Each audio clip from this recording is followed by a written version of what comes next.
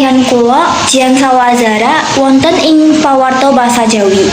Dinten menika dinten Kemis tanggal 9 Februari kali 2023 SMK Isania Kota Tegal ngunjungi Museum Semedo. Ing dina Kemis tanggal 9 Februari kali 2023 SMK Isania Tegal ngunjungi Museum Semedo ing Desa Semedo, Kecamatan Kedung Banten, Kabupaten Tegal.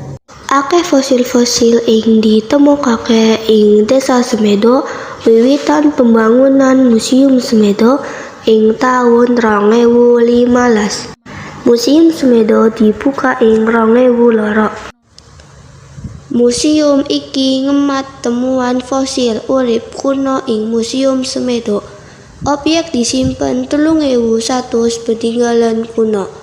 Penemuan fosil prasejarah dumadi ing 2011.